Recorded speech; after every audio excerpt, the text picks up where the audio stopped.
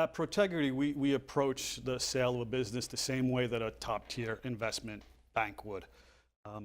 We start out by really understanding the business, the good, the bad, and the ugly, because we want to know, is now the right time to sell? Should they wait?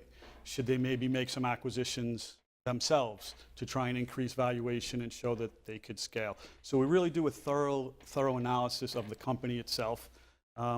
We do a kind of an informal valuation at the beginning, because we want to get a feel so that we can communicate to our clients or our prospective clients, here's what we think is a reasonable valuation range that you can expect. Because you don't want to go through a whole process, get offers, and then find out that the expectations of the client really weren't in line with what market realities are.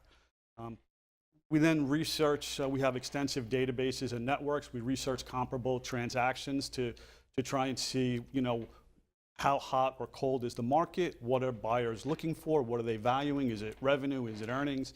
Is it growth?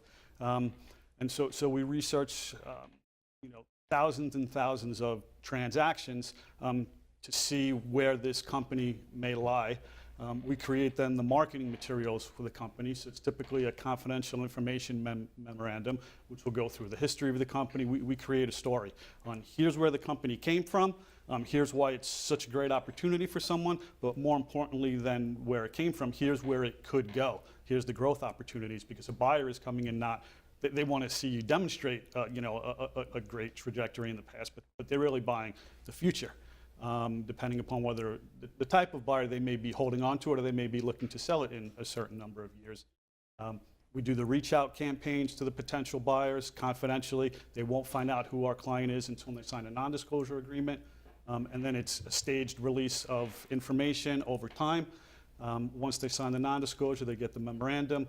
Then it's typically some in-person meetings, telephone calls. The next step after that is hopefully multiple letters of intent. So that our clients can make comparisons. This purchase price may be higher, but this has a better, maybe a client wants to stay on for X number of years, and with this particular purchaser, they could do that, whereas another one, they want to buy 100% and they can't stay. Maybe one is asking for more escrow, or the earnouts are unattainable. So we like to be able to have a myriad of offers for the client to review. The client will accept one.